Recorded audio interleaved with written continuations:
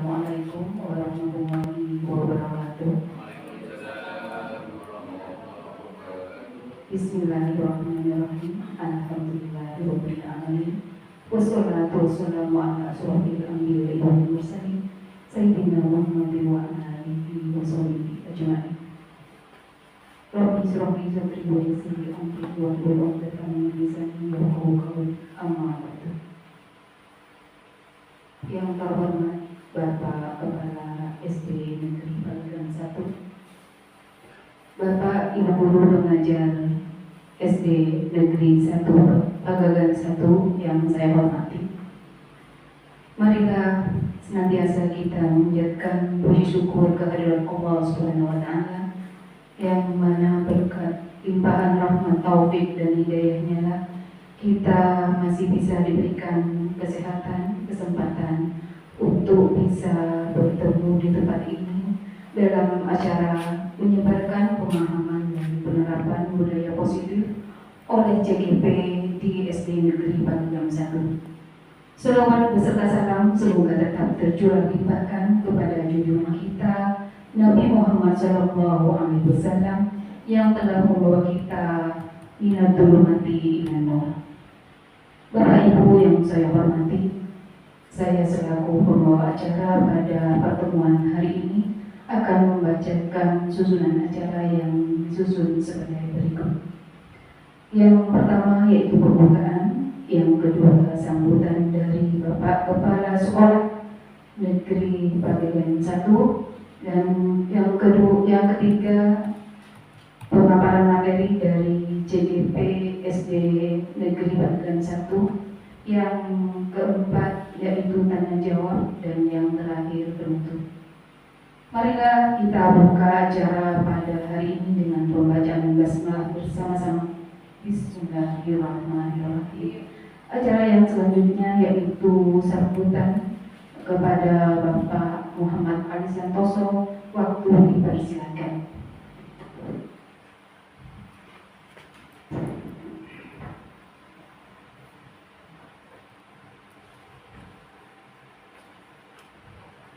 Assalamualaikum warahmatullahi wabarakatuh. Bismillahirrahmanirrahim. Alhamdulillahirabbil alamin. Wa bihi nasta'inu ala umuri dunya waddin. Assalatu wassalamu ala asyrofil anbiya'i wal mursalin sayyidina Muhammadin wa ala alihi wa sahbihi ajma'in. Yang saya hormati rekan-rekan guru SD Negeri Pagagan 1, dan yang saya hormati P3 operator dan juga DDD yang ada di SD Negeri Pagagan 1. Pertama, mari kita bacakan puja dan puji syukur kehadirat Allah Subhanahu wa Ta'ala, karena sampai detik ini kita masih diberi kesehatan, diberi kesempatan untuk bisa melaksanakan kewajiban kita selaku guru, selaku tenaga pendidik di SD Negeri Pagagan 1 ini dalam keadaan sehat walafiat. Salatullah wassalamu'alaikum, semoga tetap terlimpah curahkan pada baginda Rasul Muhammad Sallallahu Alaihi Wasallam yang telah membawa kita dari alam jahiliyah menuju alam terang benderang Islam dan iman seperti yang kita rasakan pada saat ini. Bapak Ibu guru-guru SDN SD Negeri Pagagan 1 yang saya hormati, pertemuan kali ini merupakan program dari calon guru penggerak atau CGP, karena ada modul yang harus diselesaikan yang berkenaan pada hari ini, yaitu dengan membawa bahasan mengenai diseminasi budaya positif di sekolah. Itu yang menjadi judul atau menjadi topik pada bahasan kali ini. apa itu budaya positif? Itu namanya saja budaya, berarti kebiasaan yang merupakan hasil pemikiran dari manusia, yang budaya yang positif. Kalau melihat dari definisinya, budaya positif sekolah itu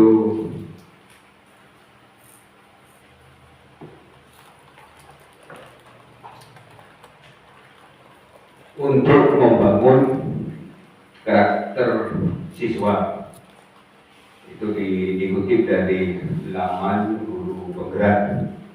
Budaya positif adalah nilai-nilai yang diyakini dan diterapkan oleh sekelompok orang dalam jangka waktu tertentu sehingga menjadi suatu kebiasaan. Nah, ini kan berarti nilai-nilai yang diyakini dan diterapkan oleh sekelompok orang dalam jangka waktu tertentu sehingga menjadi suatu kebiasaan. Jadi kan makna dari budaya positif. Berarti nilai-nilai yang diterapkan oleh sekelompok orang dalam jangka waktu tertentu sehingga menjadi kebiasaan. Artinya dengan budaya positif yang kali ini akan disampaikan oleh CJP ini, berarti ada perubahan di SD ini mengenai karakter anak itu sehingga menjadi kebiasaan atau pembiasaan di sekolah ini. Yang semula anak itu tidak disiplin menjadi disiplin. Adapun langkah-langkahnya untuk menjadikan anak itu disiplin itu secara teorinya ini nanti akan disampaikan oleh CGP SD Negeri Babakan 1 dekat Laden Boden. Hanya itu tidak sembarangan, tetap mengikuti kurikulum Merdeka, tetap mengacu pada pendapat dari Kiai Hajar Dewantoro yang menjadi acuan nantinya itu. Terus untuk lebih jelasnya, mari kita dengarkan bersama saja atau saksikan bersama, pahami segala yang disampaikan oleh CGP nanti sehingga betul-betul membawa manfaat bagi rekan-rekan guru yang ada di SD Negeri Babakan 1 ini, sehingga tercipta perubahan-perubahan menuju kurikulum Merdeka, menuju profil belajar Pancasila yang diharapkan oleh pemerintah kita pada saat ini. Demikian sambutan dari saya. Kurang lebihnya saya mohon maaf. Selanjutnya saya persilakan kepada guru CGP untuk melanjutkan presentasinya.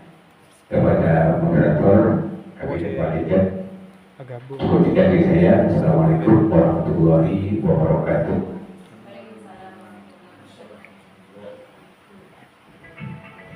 Web.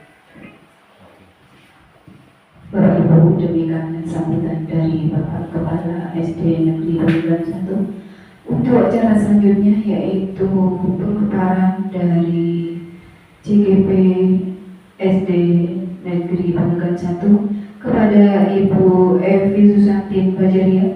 Waktu dipersilakan. Terima kasih atas waktu yang diberikan.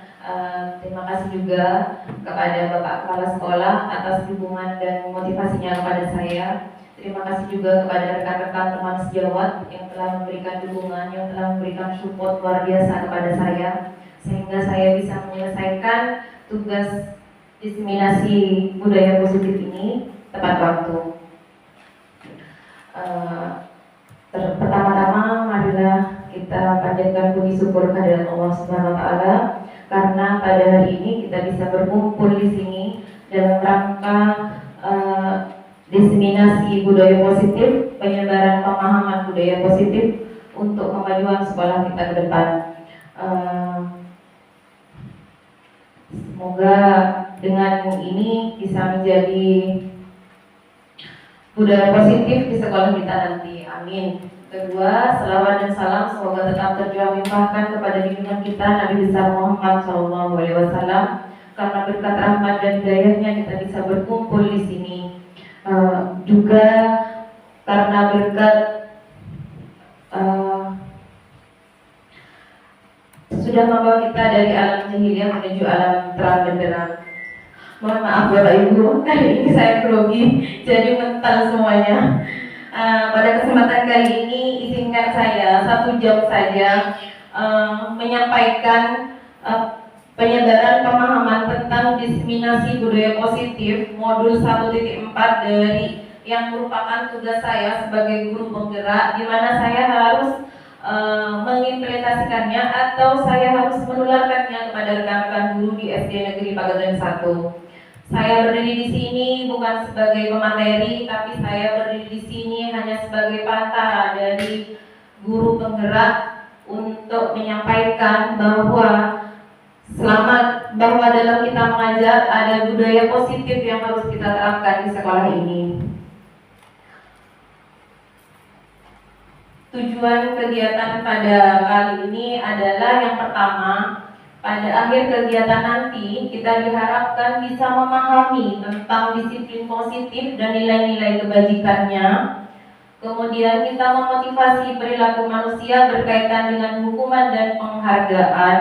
Kemudian juga kita sebagai guru tahu di mana posisi kontrol kita sebagai guru, dan juga cara membuat keyakinan kelas. Dan yang terakhir, penerapan segitiga restitusi di dalam kelas yang nantinya akan kita ajar. Yang pertama, di sini tentang disiplin positif dan nilai-nilai kebajikannya. Disiplin positif, apakah Bapak Ibu sudah pernah mendengar kata disiplin sebelumnya? Tentunya sudah ya. Disiplin apa yang ada di benak atau pikiran Bapak Ibu? Bisa diutarakan. Disiplin yang bagaimana? Bapak Ibu, silahkan. Pengertian disiplin serta contohnya boleh. Melaksanakan kegiatan sesuai waktunya. Iya benar Bapak, menyelesaikan kegiatan sesuai waktunya. Ada lagi Bapak Ibu? Disiplin positif. Jadi kalau dalam disiplin kan berarti kita harus sesuai waktu. Kita seperti pada saat masuk ke kelas juga sesuai dengan jamnya, pulangnya pun sama. Dan murid juga diharapkan seperti itu, tidak terlambat ketika ke sekolah dan pulangnya pun sesuai dengan jadwal yang sudah ditentukan. Itulah disiplin. Kemudian di sini untuk lebih dalam kita tahu disiplin positif itu seperti apa. Mari kita lakukan ini. Coba Bapak Ibu genggam tangan kanan erat-erat. Genggam tangan kanan erat-erat. Dibayangkan di dalam kepalan tangan itu ada sesuatu yang berharga. Dibayangkan saja, misalkan sesuatu yang berharga itu apa? Misalkan kata Bapak emas atau apa saja, dibayangkan di dalam kepalan tangan kanan kita itu adalah barang yang berharga. Kemudian Anda akan menjaga sekuat tenaga apa yang ada dalam genggaman Anda itu.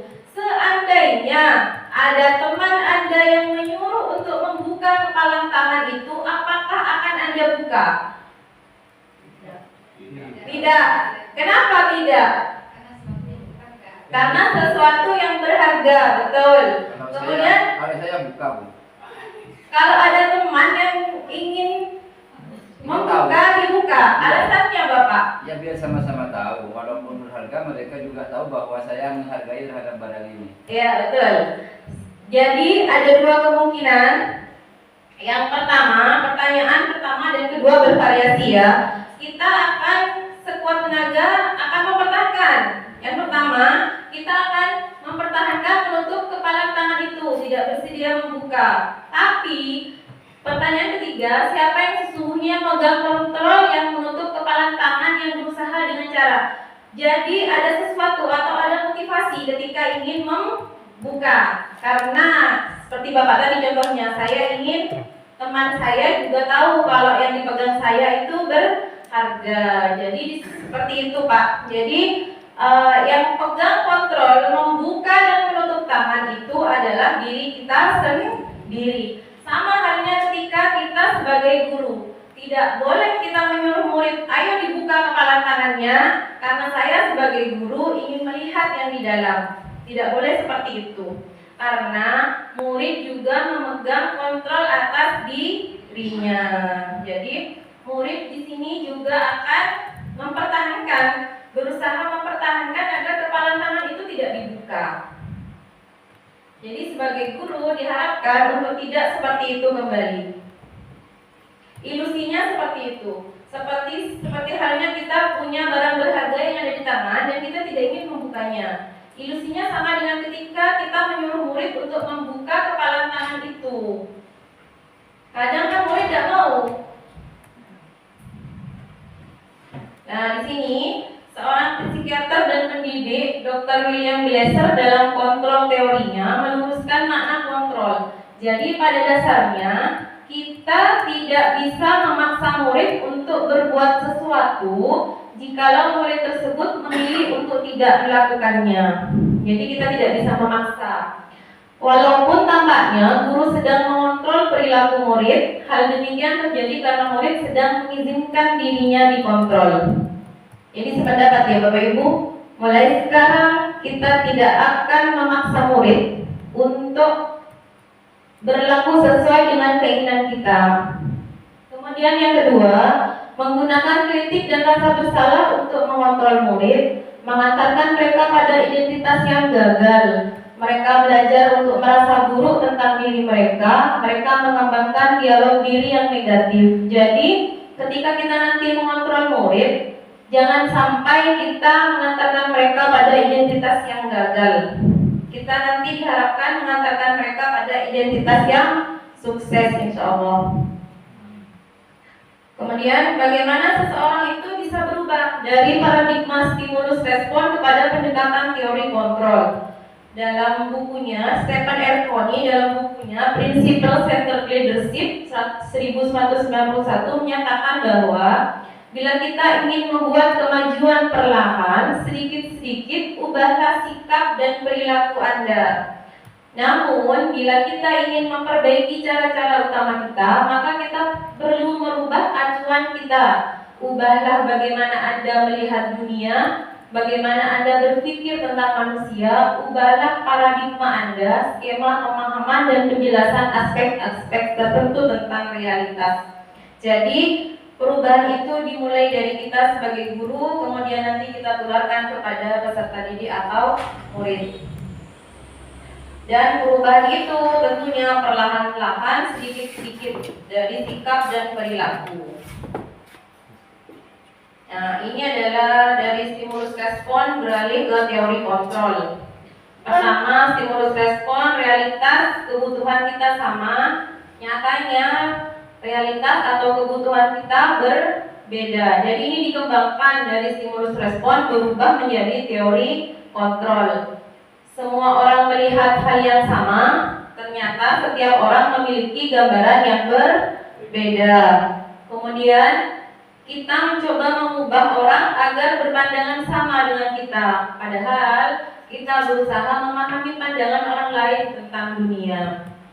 Orang lain bisa mengontrol saya, tapi di teori kontrol hanya Anda yang bisa mengontrol diri Anda. Saya bisa mengontrol orang lain, tapi di teori kontrol Anda tidak bisa mengontrol orang lain. Kemudian di stimulus respon, Pemaksaan ada pada saat bujukan gagal, tetapi di teori kontrol, kolaborasi, dan konsensus menciptakan pilihan-pilihan baru.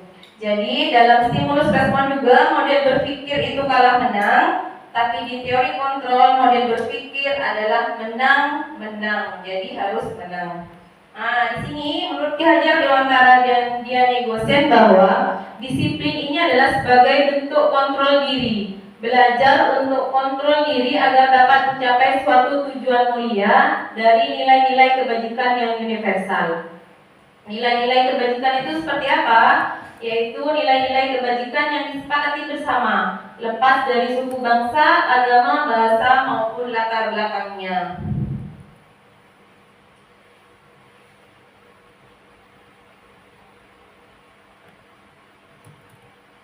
Tujuan mulia dari penerapan disiplin positif di sini adalah agar terbentuk murid-murid yang berkarakter, berdisiplin, santun, jujur, peduli, bertanggung jawab, dan merupakan pembelajar sepanjang hayat sesuai dengan standar kompetensi lulusan yang diharapkan.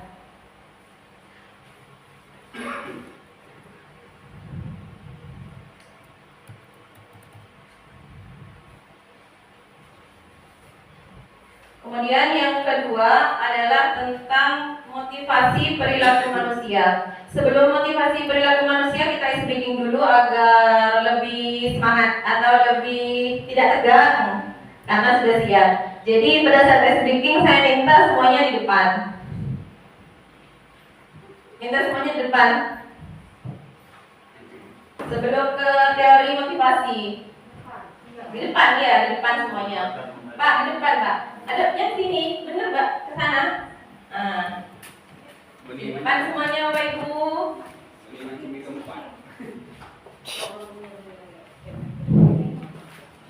Semuanya di depan ya. Tangan kanan di atas. Tangan kanan di atas. Nah, iya agak ke sini Mbak, agak ke sini. Agak ke sini.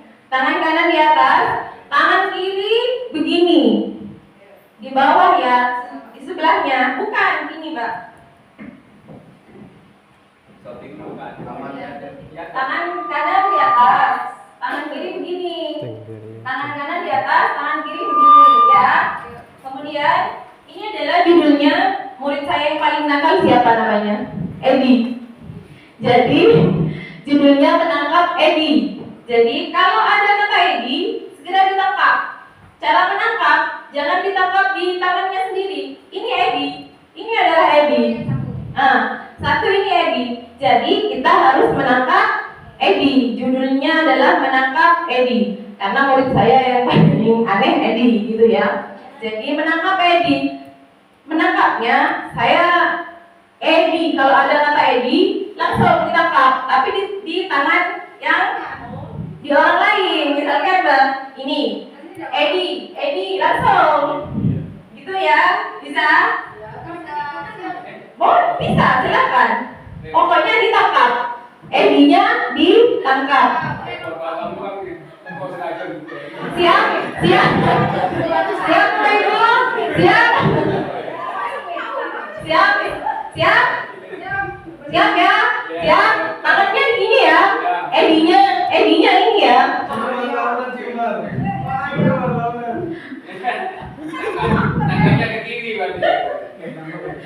Pada suatu hari ada sebuah keluarga itu sangat rukun sekali. Keluarga itu punya 4 anak kembar yang namanya Edo.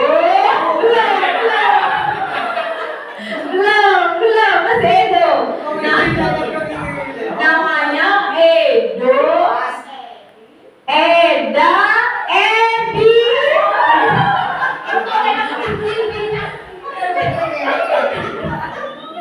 Ada yang nggak dapat?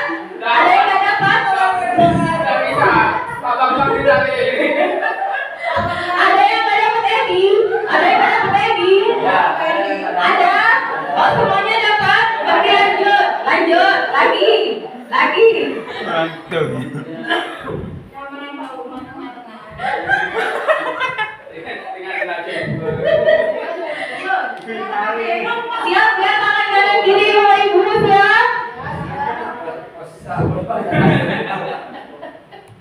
Pada hari Minggu, 4 anak kembar itu berjalan bersama untuk ke pasar. Kemudian yang bernama Edo jatuh dibantu yang bernama Edi.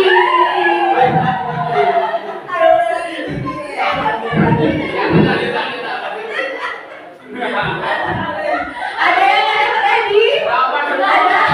Dapat semua? Alhamdulillah, terima kasih untuk kita semua.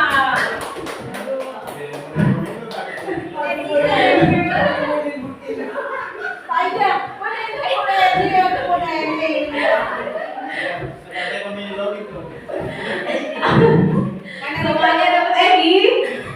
Alhamdulillah. Ada ini juga kami kerja dulu.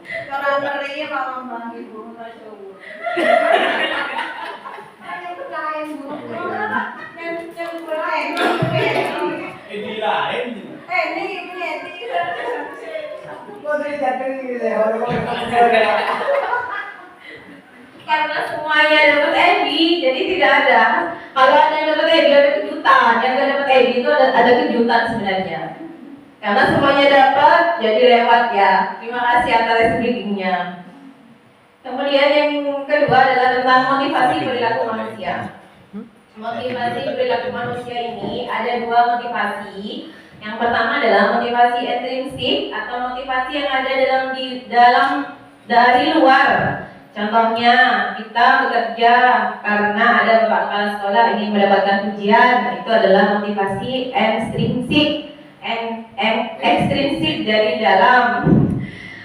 Contohnya lagi, kita bekerja ingin mendapatkan penghargaan, itu adalah motivasi ekstrinsik. Motivasi yang kedua adalah motivasi intrinsik. Motivasi itu ada di dalam diri kita sendiri. Nah, itu adalah motivasi yang diharapkan nantinya kepada anak didik juga, diharapkan mereka punya yang namanya motivasi intrinsik. Jadi bukan motivasi ekstrinsik. Ya, dalam bukunya Dian Egosen juga menyatakan ada 3 perilaku manusia. Yang pertama, menghindari ketidaknyamanan atau hukuman. Ini masuk ekstrinsik atau intrinsik? Ekstrinsik ya, ya benar. Menghindari ketidaknyamanan atau hukuman. Jadi saya mau mengerjakan PR takut dihukum sama ibu, itu adalah motivasi ekstrinsik. Atau saya mau masuk ke sekolah takutnya sama ibu besok dipanggil, itu ekstrinsik. Jadi menghindari ketidaknyamanan atau hukuman. Kemudian untuk mendapatkan imbalan atau penghargaan dari orang lain, ini masuk ekstrinsik atau intrinsik? X juga ya, karena ini adalah untuk mendapatkan imbalan atau penghargaan. Jadi saya mau mengerjakan PR biar nanti sama ibu dipanggil terus saya dipuji, itu bukan intrinsik tapi ekstrinsik, mengharapkan hadiah, pengakuan atau imbalan. Dan motivasi yang ketiga adalah motivasi untuk menjadi orang yang mereka inginkan dan menghargai diri sendiri dengan nilai-nilai yang mereka percaya. Ini intrinsik atau ekstrinsik? Ya bikin, ya ini adalah motivasi intrinsik yang mana muncul untuk menghargai diri sendiri, muncul dari diri sendiri. Nah, di sini motivasi perilaku manusia ada 3. Ada hukuman, ada konsekuensi, dan ada restitusi. Sudah dengar tentang hukuman? Sudah? Sudah? Contohnya apa kalau hukuman? Kita menghukum murid yang terlambat berdiri, itu hukuman ya. Nah, hukuman itu timbul dengan tidak terencana atau tiba-tiba. Kan tiba-tiba murid datang terlambat. Jadi kita langsung, oh sudah, kamu berdiri saja. Itu adalah hukuman. Kemudian murid tidak tahu apa yang akan terjadi. Itu hukuman ya. Dan bersifat satu arah. Kan yang dihukum hanya murid, jadi satu arah. Kemudian kalau hukuman juga berupa hukuman fisik atau psikis. Jadi selain kita menghukum mereka secara fisik, misalkan, ayo kamu berdiri di depan karena pengerjaan PR. Pada saat itu juga kita telah melaksanakan atau menghukum mereka secara psikis. Kemudian yang kedua adalah konsekuensi. Konsekuensi itu seperti apa? Yang Bapak Ibu tahu konsekuensi seperti apa? Konsekuensi, dari kata konsekuensi. Kalau kenapa? Kesepakatan, ya. Bisa disempurnakan Bapak? Ketetapan. Konsekuensi itu adalah ketetapan kata Bapak. Ketentuan. Ada lagi? Konsekuensi. Jadi konsekuensi adalah nilai yang kita dapatkan atas perilaku yang telah kita kerjakan. Ya kan? Kalau kita datang terlambat, konsekuensinya, atau murid datang terlambat, konsekuensinya akan dimarahi guru. Atau kita sebagai guru datang terlambat akan ditegur oleh bapak kepala sekolah. Itu adalah konsekuensi. Jadi kalau konsekuensi itu terencana atau disepakati sesuai dengan peraturan. Jadi beda antara hukuman dan konsekuensi. Kemudian yang ketiga adalah restitusi. Ini yang nanti diharapkan oleh seorang guru. Jadi tidak ada lagi hukuman, tidak ada lagi konsekuensi, berubah menjadi restitusi. Jadi restitusi ini adalah proses menciptakan kondisi bagi murid untuk memperbaiki kesalahannya. Proses kolaboratif yang mengajarkan murid untuk mencari solusi sendiri. Jadi di dalam restitusi nanti murid bukan lagi dihukum. Nanti akan ada segitiga restitusi. Lanjut dulu ya Bapak Ibu. Kemudian ini adalah perbedaan hukuman dan konsekuensi. Jadi kalau hukuman itu adalah sesuatu yang menyakitkan, harus terjadi, membuat anak itu sakit baik secara fisik maupun hati atau psikis. Kemudian jangka waktunya juga panjang. Jadi itu adalah hukuman. Pernah Bapak Ibu menerapkan hukuman di kelas? Sering ya. Hukuman itu menimbulkan luka fisik dan luka hati. Luka batin. Kalau luka batin susah sembuhnya Bapak Ibu. Jadi ya sakitnya dari sini. Sesama guru juga diharapkan seperti itu. Tidak ada lagi hukuman, tidak ada lagi luka fisik, luka hati. Dan murid juga seperti itu, diharapkan nanti hukuman itu kita tinggalkan, kita ubah pola lama. Kemudian yang di konsekuensi itu sesuatu yang harus terjadi membuat anak merasa tidak nyaman dalam jangka waktunya pendek kalau konsekuensi. Sedangkan hukuman, anak membenci kedisiplinan. Ketika dihukum kan mereka akan membenci kedisiplinan, akan terus diulangi. Kemudian anak akan menghargai disiplin kalau di dalam konsekuensi. Di dalam hukuman mendorong anak menyakiti diri sendiri, tapi dalam konsekuensi mendorong anak agar mudah menyesuaikan diri. Konsep diri yang buruk anak belajar untuk menyembunyikan kesalahan itu ada di hukuman. Sedangkan di konsekuensi adalah konsep diri yang baik, anak belajar untuk mematuhi peraturan. Terus merasa marah, rasa bersalah, dipermalukan, merasa tidak dihargai itu di hukuman. Sedangkan konsekuensi adalah kehilangan hak, dibuat tidak nyaman, diasingkan untuk sementara. Nah, di sini kita akan tahu hukuman atau konsekuensi. Jadi mencatat 100 kali di dalam buku kalimat saya tidak akan terlambat lagi karena terlambat ke sekolah. Ini hukuman atau konsekuensi? Hukuman. Mencatat 100 kali dalam buku itu hukuman atau konsekuensi? Hukuman. Agar itu kita tulis di sini karena ada perbedaan pendapat antara hukuman dan konsekuensi. Silakan Bapak Ibu isi di sini.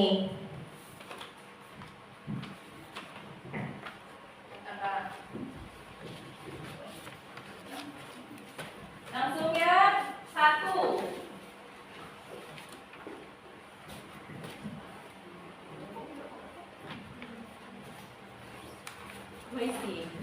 Isi.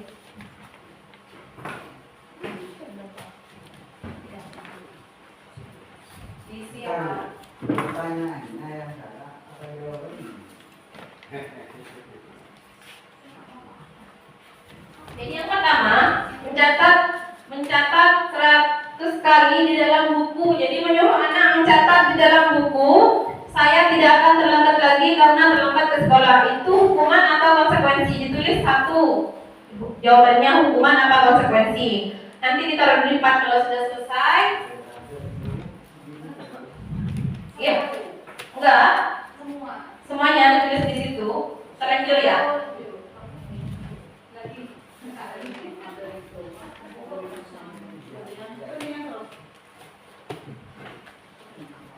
Nomor satu, ya nomor satu itu hukuman apa konsekuensi? Saat mencatat 100 kali di dalam buku kalimat saya tidak akan terlambat lagi. Itu masuk hukuman apa konsekuensi?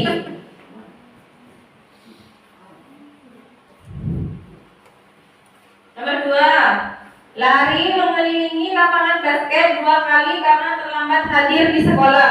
Hukuman apa konsekuensi?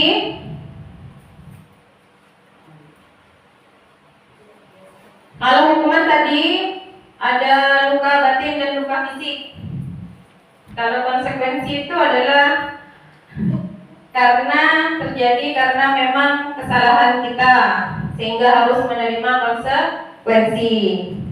Jadi ada mirip antara hukuman dan konsekuensi. Yang ketiga, murid diminta untuk push up 15 kali karena tidak menggunakan masker ke sekolah. Itu hukuman apa konsekuensi?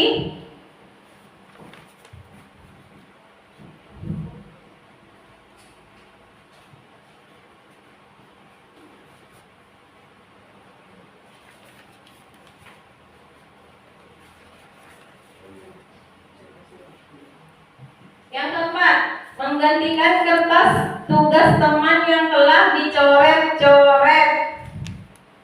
Hukuman atau konsekuensi? Menggantikan kertas tugas teman yang telah dicoret-coret. Itu yang nomor 4. Nomor 5, membersihkan tumpahan air di meja tulis karena tersenggol pada saat belajar. Hukuman atau konsekuensi?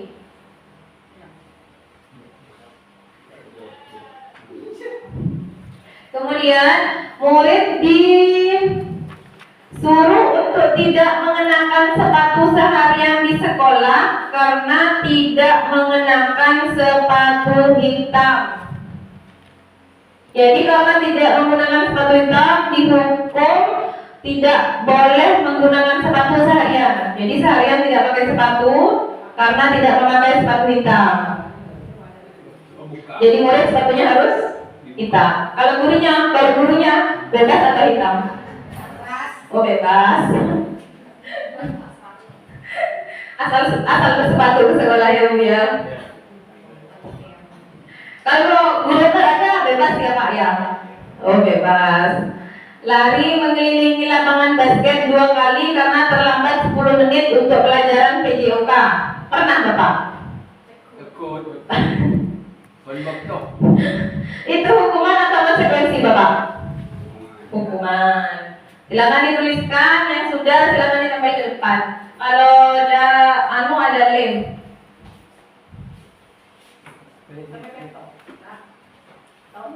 Ada 7 Pak.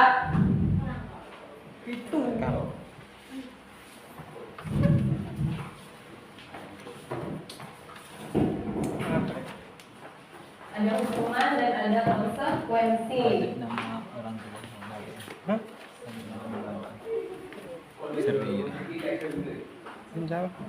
Kali dalam buku. Kalimatnya saya tidak akan terlambat lagi karena murid tersebut datang terlambat ke sekolah, itu adalah hukuman. Di sini ada banyak yang menjawab konsekuensi. Ada 1, 2, 3, dan 4. Jadi yang benar adalah hukuman. Hukuman. Jadi ada cedera fisik dan ada cedera batin. Di hukuman itu diberikan karena melakukan kesalahan. Kemudian yang kedua, lari mengelilingi lapangan basket 2 kali karena terlambat hadir di sekolah. Itu adalah hukuman. dia diberi hukuman mengelilingi lapangan basket karena terlambat hadir di sekolah. Itu hukuman. Benar semua hukuman. Kemudian yang ketiga, murid diminta untuk push up 15 kali karena tidak menggunakan masker ke sekolah. Itu juga hukuman. Yang ketiga, hukuman. Masih ada yang jawab konsekuensi. Jadi yang benar adalah hukuman. Yang keempat, menggantikan kertas tugas teman yang telah dicoret-coret. Itu adalah konsekuensi. Kita punya kewajiban menggantikan karena kita sudah mencoret-coret. Itu adalah konsekuensi. Jadi karena melakukan timbal balik karena telah melakukan kesalahan, itu konsekuensi. Jadi membersihkan tumpahan air di meja karena tersenggol pada saat belajar, itu juga konsekuensi. Jadi konsekuensi benar, konsekuensi benar, rata-rata benar. Yang keenam, murid disuruh untuk tidak mengenakan sepatu seharian di sekolah karena tidak mengenakan sepatu hitam. Itu hukuman. Hukuman ya Bapak Ibu. Di sini yang nomor 6 masih ada yang jawab konsekuensi. Jadi kita sepahamkan kalau itu adalah hukuman. Yang terakhir, lari mengelilingi lapangan basket 2 kali karena terlambat 10 menit untuk pelajaran PJOK. Ini adalah hukuman. Kebetulan tadi malam yang bikin sudah ngantuk, jadi salah ngetik. Yang benar adalah ini adalah hukuman. Jadi diberi hukuman mengelilingi lapangan basket karena terlambat 10 menit, itu adalah hukuman. Jadi paham ya Bapak Ibu apa itu konsekuensi dan apa itu hukuman. Jadi nanti hukuman dan konsekuensi segera ditinggalkan. Kita beralih ke restitusi. Jadi kita memperlakukan murid bukan lagi memberi hukuman, bukan lagi memberi konsekuensi, tapi menggunakan restitusi. Apa itu restitusi? Pernah dengar restitusi? Restitusi pernah dengar? Yang mungkin yang tidak asing dari kita prostitusi, ya. Kan tidak asing di telinga. Kalau restitusi sepertinya di PPM ada, ya ada di PPM. Restitusi adalah proses menciptakan kondisi bagi murid untuk memperbaiki kesalahan mereka.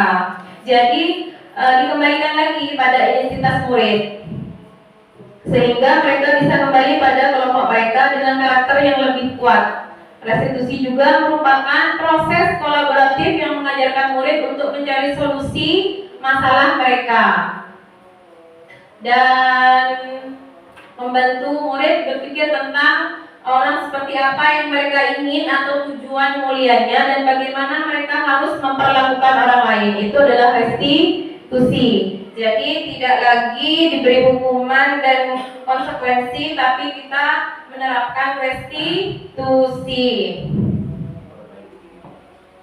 Restitusi itu adalah memperbaiki. Nah, ada 9 ciri dari restitusi. Ciri-ciri restitusi itu yang pertama adalah bukan untuk menebus kesalahan, namun untuk belajar dari kesalahan. Maksudnya dari restitusi itu kita bukan untuk menebus kesalahannya, tapi kita menyadarkan murid bahwa mereka itu salah, seperti itu. Kemudian memperbaiki hubungan yang kedua. Yang ketiga, tawaran. Restitusi itu adalah tawaran, bukan paksaan. Jadi kita menawarkan murid. Ketika murid punya salah, kita tawarkan. Nah, kamu sebaiknya begini. Misalkan murid ada yang biasanya kasusnya kan kalau laki-laki sering pegang yang perempuan. Si perempuan kadang kan marah. Pada saat itu kita sebagai guru bagaimana? Mesti menghukum kan? Kalau sekarang pasti kan, ayo pasti yang melakukan Edi, ayo Edi maju, langsung dicubit seperti itu kan? Sebenarnya yang harus kita lakukan kalau di restitusi bukan dicubit lagi, tapi kita panggil. Yang namanya Edi kita panggil, kemudian anggaplah siapa yang dipegang, yang agak nakal. Raisa, misalkan Raisa dipegang pantatnya sama Edi kan memang agak nyeleneh ya. Kalau sebagai guru kan, Bu, biasa murid, Bu, saya dipegang ininya, kan kita langsung panggil, ayo sini, yang namanya Edi, langsung par, ya kan seperti itu, atau dicubit seperti itu. Jadi kalau sekarang, kalau di restitusi ini kita panggil dua-duanya, kita tanyakan kenapa bisa seperti itu, kemudian kita luruskan. Contohnya kita panggil yang namanya Raisa, nggak boleh tadi marah sama Edi. Ibu tahu kalau memang Edi salah, tapi nggak boleh seperti itu. Kamu harusnya begini. Jadi kita hanya menyarankan saja, bukan langsung dicubit atau dicetar, bukan seperti itu. Karena sering saya ada guru, kadang kalau murid punya salah langsung ditampar, gitu. Kan seperti itu. Jadi diharapkan ke depan tidak ada hukuman, boleh asalkan yang tidak parah lah, tidak mencederai fisik sama hatinya mereka. Di restitusi ini kita mengubah pola pikir mereka bahwa mereka itu salah. Jadi kita mengubah pola pikir mereka. Nah, kalau kamu berbuat seperti itu tidak boleh seperti itu. Bukan dimarahi atau dipukul, tapi kita menyadarkan. Iya, Pak.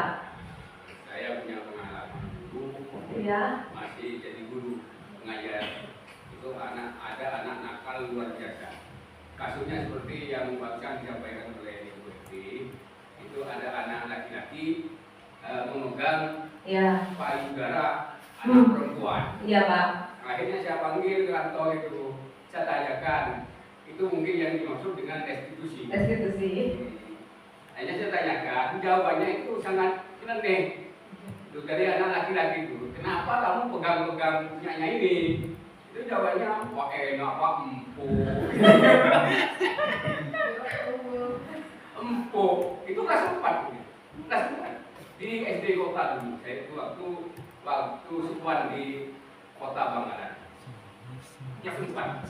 Tapi sudah diberi hukuman oleh saya itu. Pada waktu masuk, kenapa ramai di kelas itu? Tahu-tahu ada anak yang nangis, perempuannya itu nangis.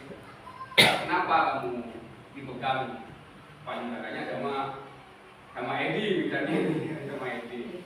Kemudian saya pukul karena masih proses hukuman dulu itu. Nah, tidak ada seperti yang sekarang itu ada pendapat restitusi. Tapi dia akhiri dengan restitusi juga, dipanggil kantor. Penyelesaiannya itu saya coba, itu perlakuan yang tidak baik, tidak boleh. Kalau sesama teman tidak boleh seperti itu. Kalau kamu maksa biar ada jerahnya itu, nanti sepulang dari sekolah kamu langsung sama ibunya pegang payudara ibunya itu pegang. Dan juga payudara adiknya atau kakaknya pegang. Bagaimana reaksinya nanti? Oh, dimarahi Pak. Ya, kalau seperti itu jangan diulangi lagi. Jadi ya, nah itu penyelesaian akhirnya. Itu yang maksud dengan restitusi, mungkin seperti itu. Ya, demikian Bu. Ya, terima kasih Bapak. Iya benar sekali Bapak. Dengan begitu kita akan menyadarkan murid, menstabilkan identitasnya. Kalau yang dilakukan itu salah. Nah, bukan lagi dengan hukuman, tapi dengan restitusi. Dengan kata Bapak tadi mengembalikan. Coba berbuat seperti itu kepada orang tua atau kakak perempuannya. Nah, di situ kan kita sudah menyadarkan kalau mereka sudah berbuat salah. Itulah restitusi. Terima kasih Bapak atas praktik baiknya atau cerita baiknya. Kemudian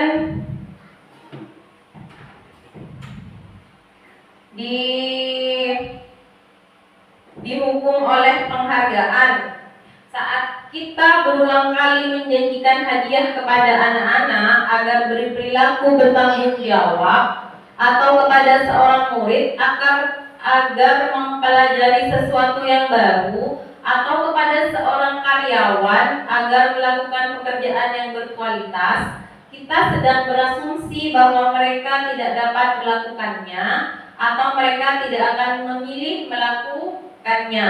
Itu adalah pendapat dari Alfi Kon dalam bukunya Punish by Reward. Jadi dihukum oleh penghargaan. Jadi mengemukakan di sini bahwa baik penghargaan maupun hukuman adalah cara-cara mengontrol perilaku seseorang yang menghancurkan potensi untuk pembelajaran yang sesungguhnya. Jadi penghargaan atau hukuman adalah cara-cara mengontrol perilaku seseorang yang menghancurkan identitas untuk pembelajaran yang sesungguhnya. Menurut Kohn, secara ideal tindakan belajar itu sendiri adalah penghargaan sesungguhnya. Jadi ketika kita memberikan penghargaan pun atau hukuman adalah cara yang akan membuat mereka menghancurkan potensinya yang sesungguhnya. Misalkan kita memberi reward kepada murid yang bisa mengerjakan di depan, nanti ibu kasih reward, kan yang lain pasti akan iri, atau yang lain pasti di dalam hatinya berbisik, kok ibu pilih kasih, seperti itu.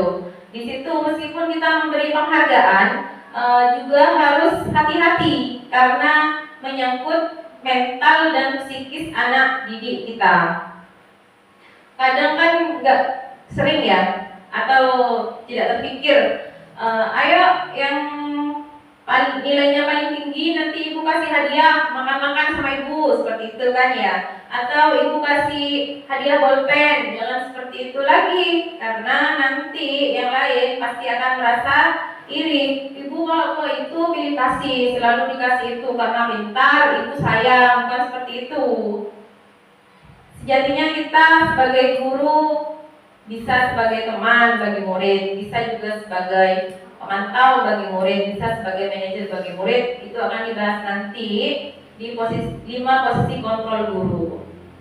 Tapi dalam memberikan penghargaan dan hukuman kepada murid, sebaiknya dari sekarang kita berhati-hati agar tidak melukai psikis sama fisiknya murid, seperti itu. Pun kita sesama guru juga sama, berkata yang baik, bertutur kata yang baik, berperilaku yang baik, karena kita guru dicontoh dan digugu sama murid kita. Keyakinan kelas, nah ini tentang keyakinan kelas. Mengapa memilih topik keyakinan kelas? Mengapa tidak peraturan kelas?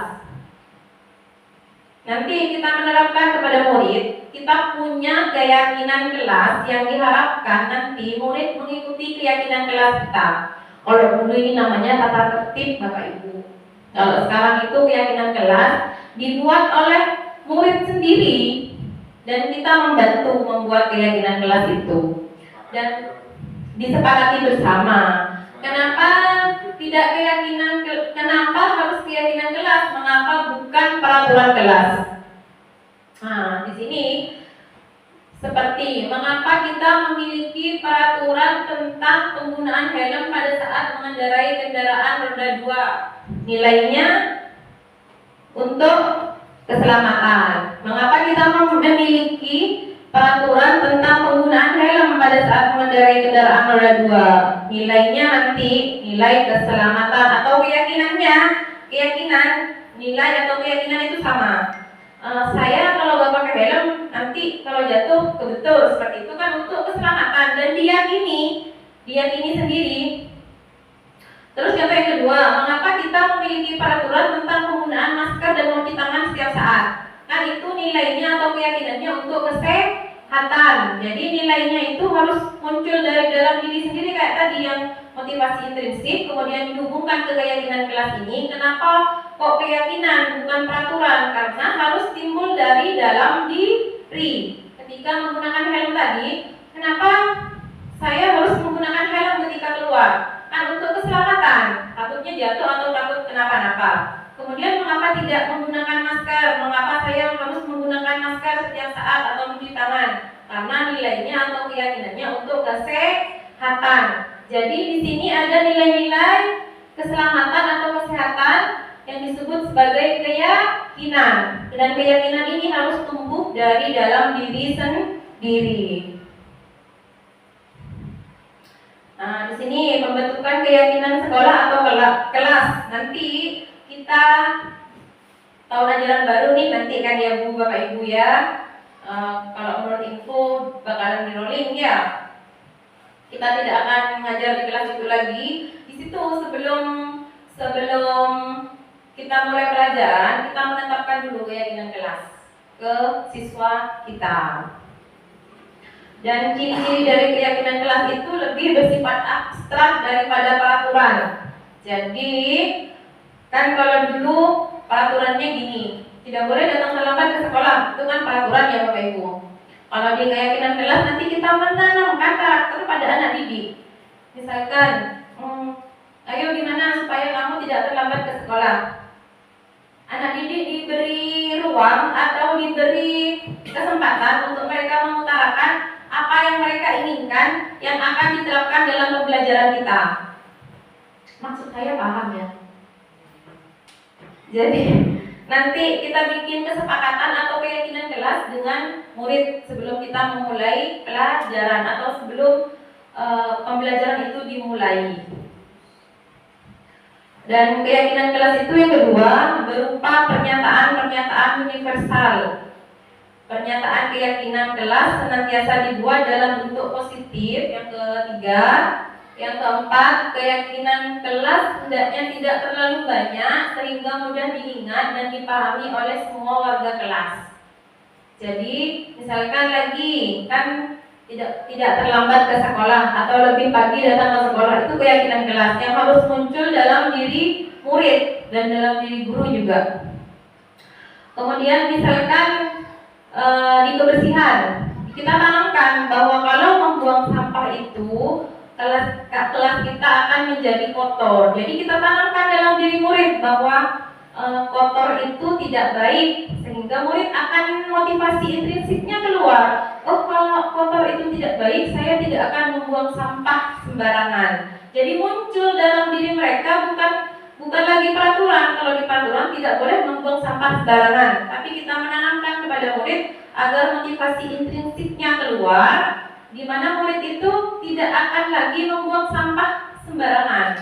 Jadi akan mulai teratur. Misalkan saya sejak awal di kelas saya, ini berbagi praktik baik ya Bapak Ibu. Di kelas saya dari awal murid-murid itu piket kan setiap pagi, dan setiap pulang pun mereka piket.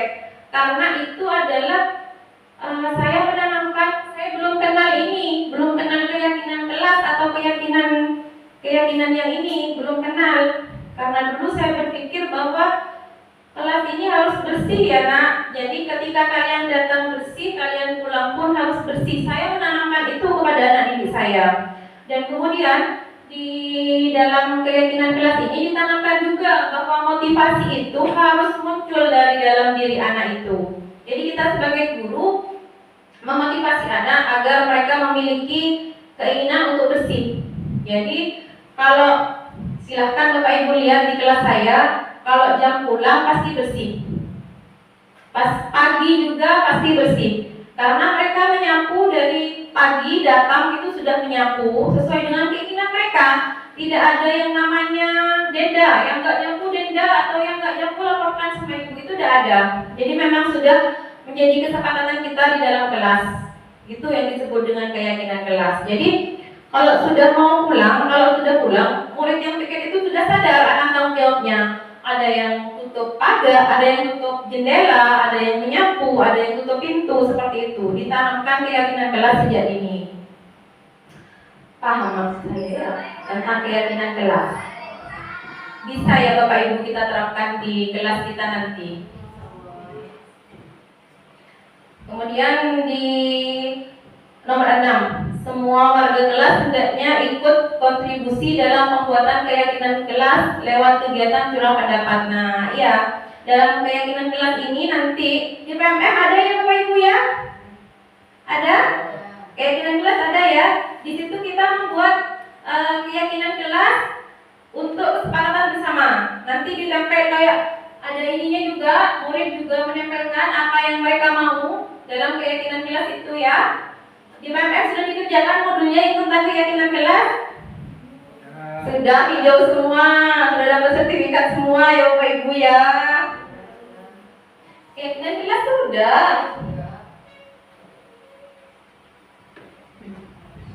Nah, ini adalah peraturannya, selalu kembalikan buku ke tempatnya.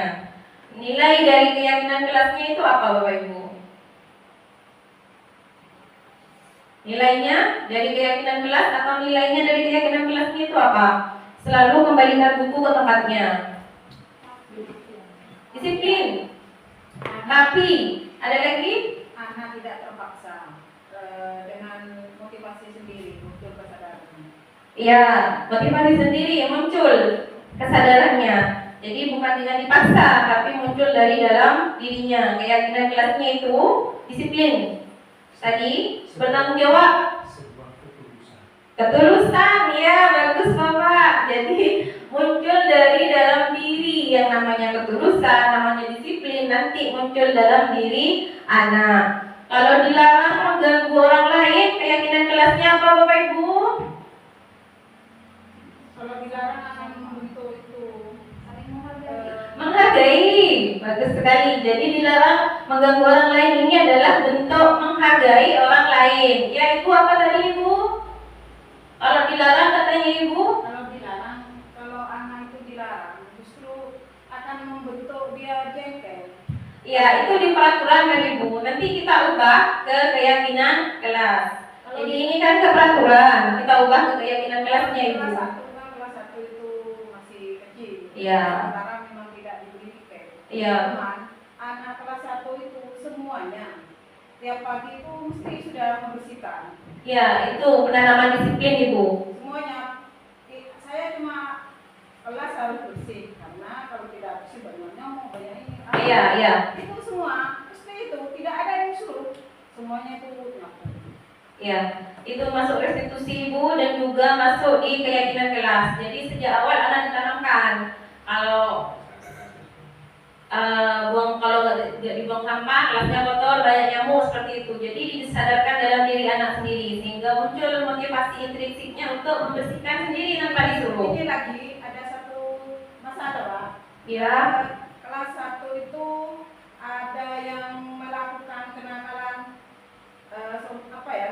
semuanya itu ada yang kotor-kotor. Itu siapa ini yang kotor-kotor? Semua satu kelas itu tidak ada yang ngaku.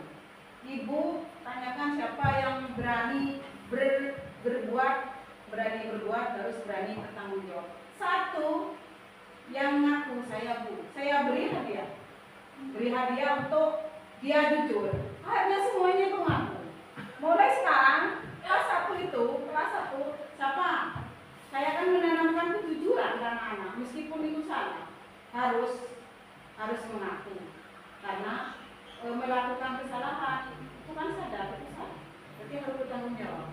Kelas 1 itu sudah kejujurannya itu sudah ada. Barusan ini ada kasus merokok Pak. Di luar kelas 1 merokok. Ditanya laporan anak-anak Bu, dari kelas 1, kelas 1, kelas 2 katanya diajari kelas 6 bisul. Kelas 1 ada yang merokok Bu, ditanya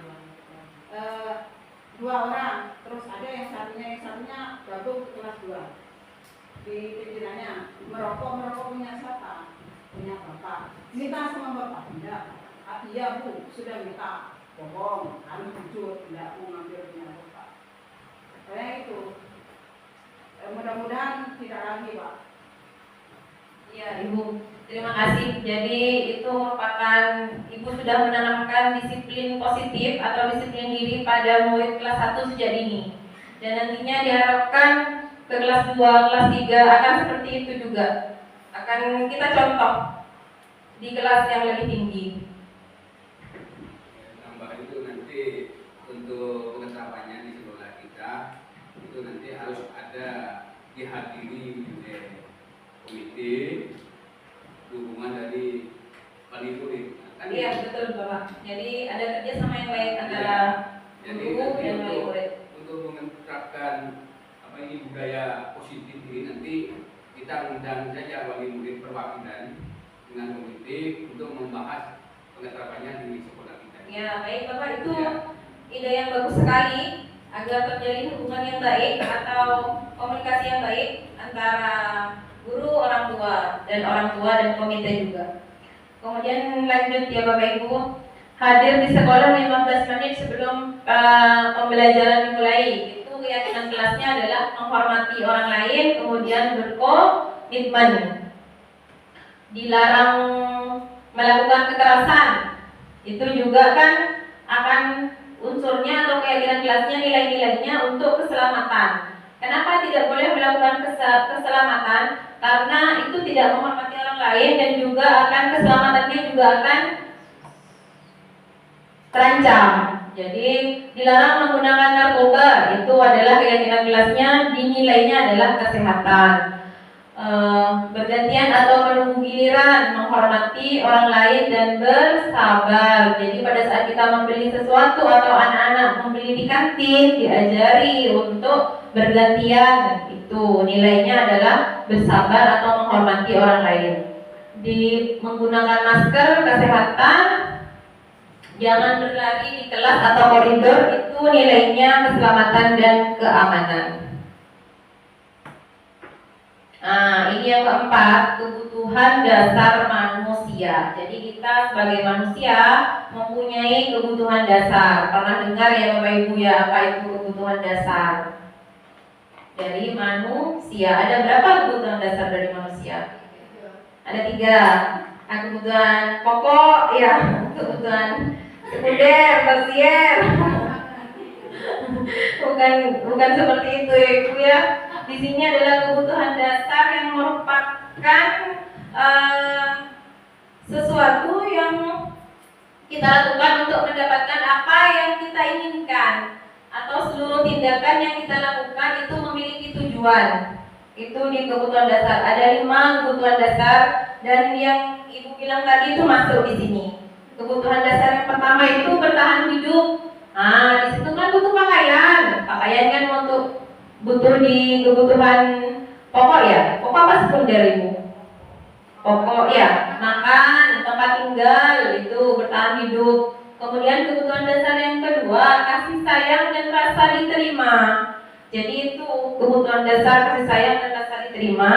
Ketiga, penguasaan. Di situ ada harga diri, keinginan untuk dianggap memimpin, berprestasi, diakui dan didengar. Kemudian ada kebutuhan dasarnya juga, kita punya kebebasan. Itu kebutuhan dasar, kebebasan. Jadi mandiri, memiliki pilihan, mencoba hal baru dan mampu mengendalikan arah dirinya. Murid pun sama. Bukan hanya kita sebagai guru yang punya kebutuhan dasar. Kebutuhan dasar juga dimiliki oleh murid. Jadi murid juga memiliki yang namanya kebebasan dan punya yang namanya kesenangan. Jadi ada bermain, humor, antusias dan tertawa. Jadi ini ya 5 kebutuhan dasar dari manusia. Kemudian yang posisi kontrol guru ini adalah yang kelima. Selama ini kita sebagai guru sudah ada di posisi yang mana? Ada penghukum, pembuat merasa bersalah, teman, pemantau atau manajer. Kita yang mana? Manajer itu adalah yang paling tinggi atau yang paling bagus? Kalau saya selama ini sebagai teman, selama ini saya salah, saya sebagai teman. Jadi kemudian dengan ikut guru penggerak ini, saya mulai berubah. Yang teman sudah saya tinggalkan jauh-jauh, saya sudah berubah atau perlahan ke manajer. Apa Bapak Ibu sudah tahu? Kalau manajer, teman, terus membuat rasa bersalah itu seperti apa?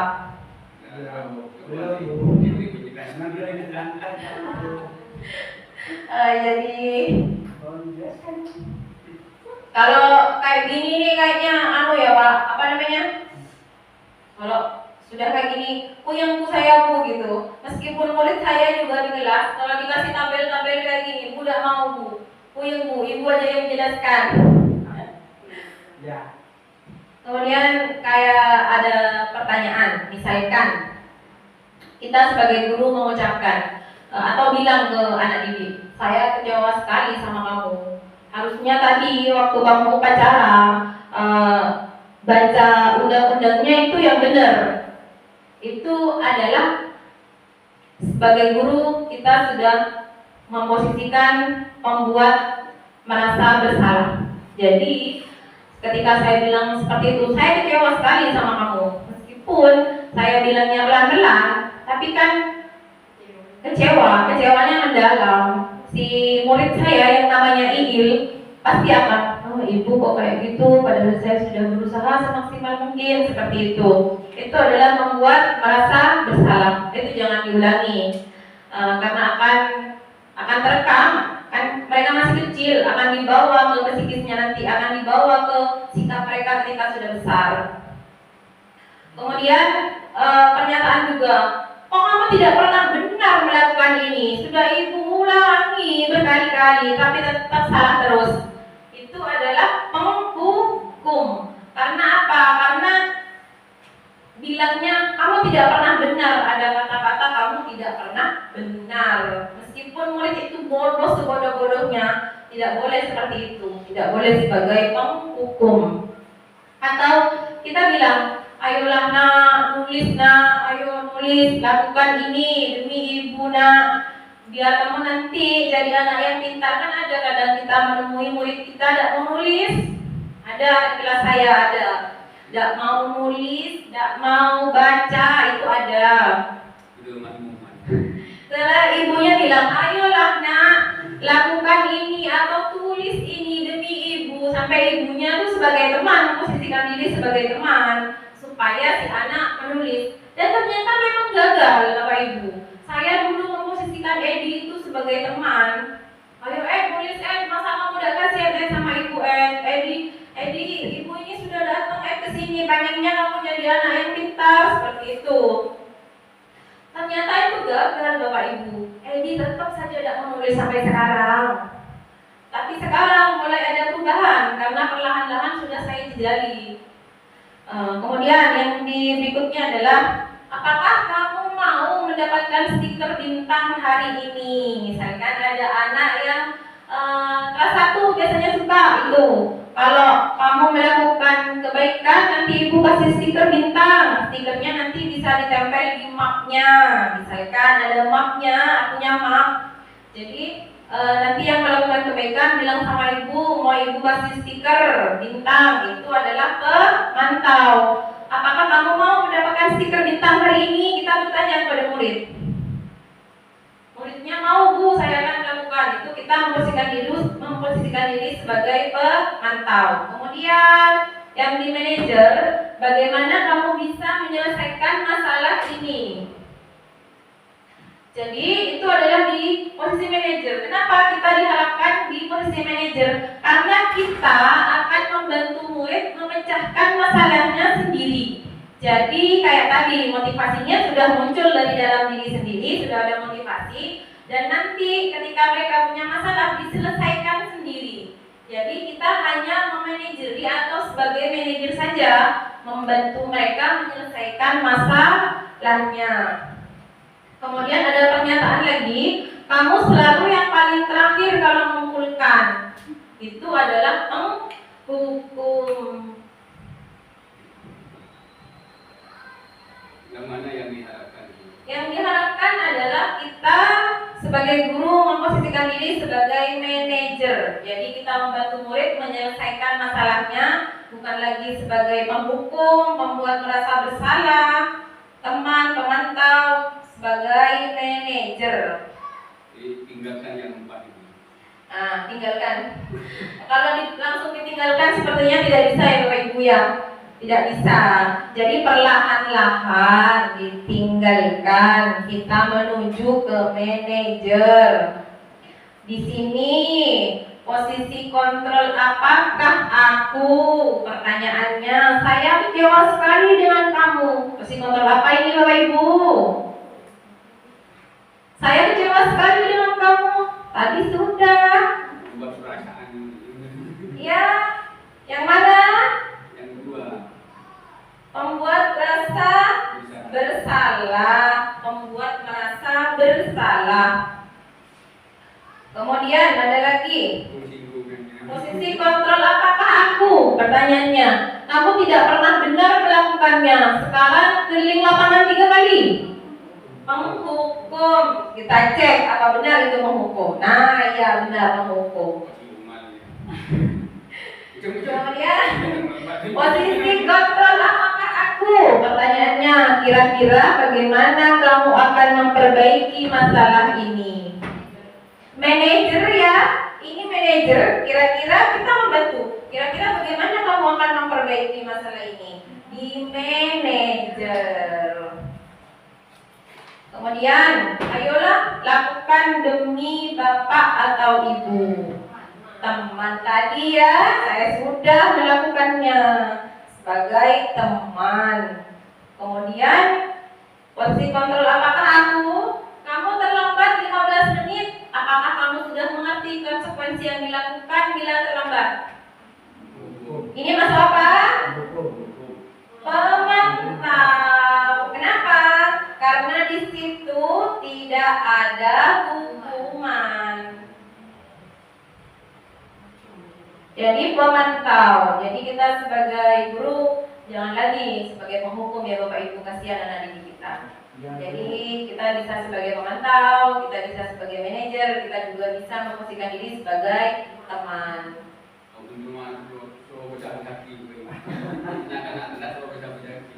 Bukan Pak, bukan seperti itu. Ini ada nanti di segitiga restitusi. Kalau telat atau apa nanti distabilkan identitasnya di segitiga restitusi, bukan dibiarkan. Melarang punya mak, mulai tulis malu. Dilarang nanti pun minta tulis malu. Ini yang terakhir ya Bapak Ibu, tentang disiplin positif yang terakhir adalah budaya positif yang terakhir tentang segitiga restitusi yang diharapkan nanti kita menerapkannya di dalam kelas. Saya sudah mencoba menerapkan di dalam kelas dan hasilnya alhamdulillah sukses. Segitiga restitusi itu adalah suatu dialog yang dijalankan guru atau orang tua agar dapat menghasilkan murid yang mandiri dan bertanggung jawab. Jadi itu tidak ada namanya hukuman, tidak ada namanya membuat mereka bersalah, tidak ada. Di situ adalah dialog. Jadi segitiga restitusi itu adalah suatu proses dialog yang dijalankan guru atau orang tua agar dapat menghasilkan murid yang mandiri dan bertanggung jawab. Ya, pendekatan Pak, lebih pendekatan memang. Segitiga restitusi membantu murid memiliki tujuan, disiplin positif dan memperbaiki dirinya setelah berbuat salah. Jadi ada tahapan dalam segitiga restitusi ini. Yang pertama adalah menstabilkan identitas, yang kedua validasi tindakan yang salah, kemudian tadi menanyakan keyakinan. Jadi kalau menerapkan segitiga restitusi ini, kita harus punya yang namanya keyakinan kelas dulu yang sudah disepakati bersama murid.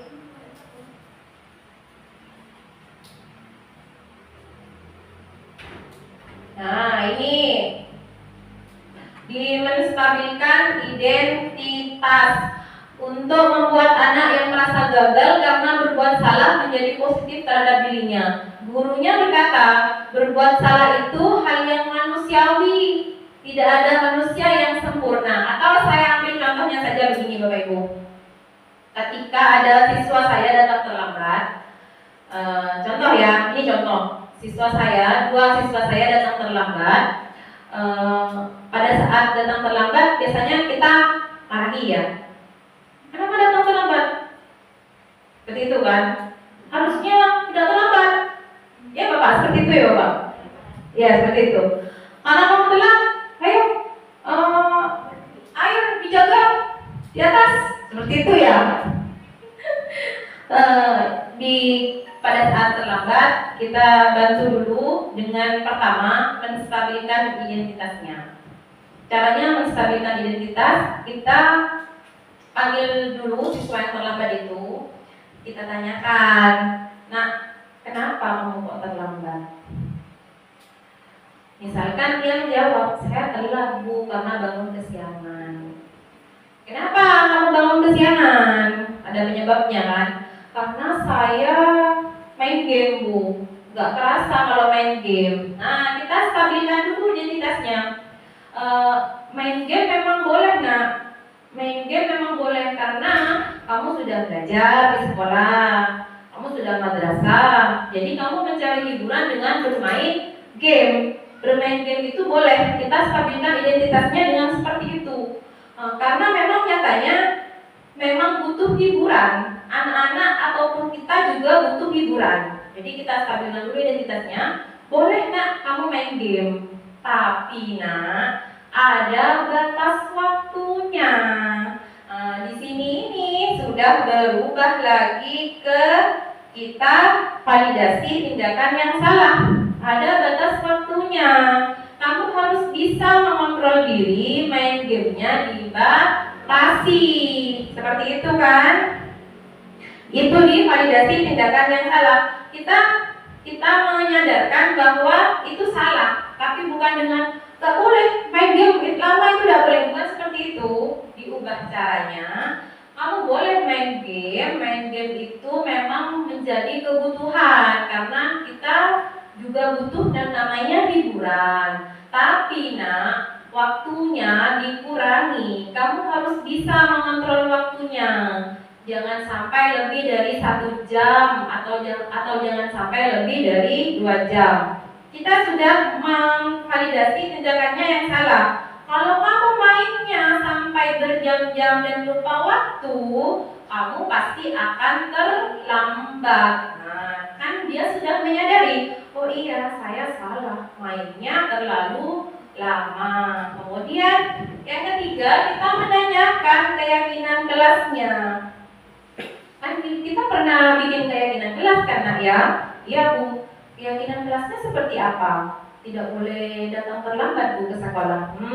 Itu sudah dikembalikan lagi pada identitas anak. Kalau dia tidak boleh lagi terlambat ke sekolah. Nah, kan kamu sudah tahu nak, dalam keyakinan kelas kita tidak boleh terlambat ke sekolah, harus tepat waktu datang ke sekolah. Kalau dalam teorinya seperti itu Bapak Ibu, ketika kita menemui murid kita yang ada masalah.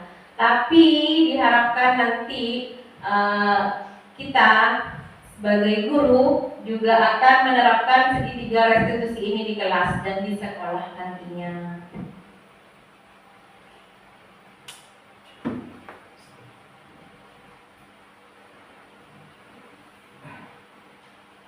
Dan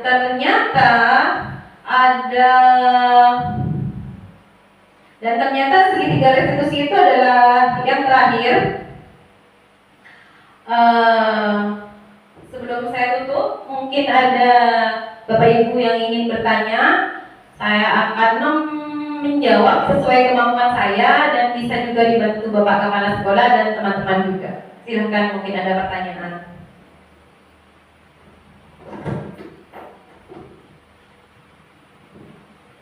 Tidak ada ya Bapak Ibu? Tidak ada? Kenapa Pak? Ya baik Bapak Ibu. Apakah sudah mengerti atau akan melakukan ini di kelas? Insya Allah ya. Cek ulang. Nanti kita bisa diskusi ya Bapak Ibu ya, Bapak, kita bisa diskusi bagaimana cara menghadapi murid yang seperti ini. Itulah gunanya komunitas belajar kita nanti, sehingga kalau ada temuan atau ada siswa yang nyeleneh, bisa kita jadikan kasus, kita bahas bersama di dalam komunitas belajar SD Negeri Pagegan 1. Jadi diharapkan nanti ada komunikasi yang baik antara murid, guru dan orang tua, dan antara sesama guru juga diharapkan nantinya ada koordinasi yang baik juga. Bapak Kempeng mungkin ada pertanyaan di wajahnya, kayak ada yang mau ditanyakan ke saya Pak. Kenapa Pak?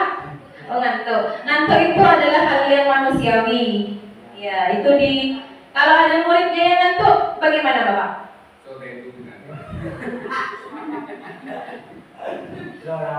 Kalau ada muridnya yang ngantuk, bagaimana Bapak?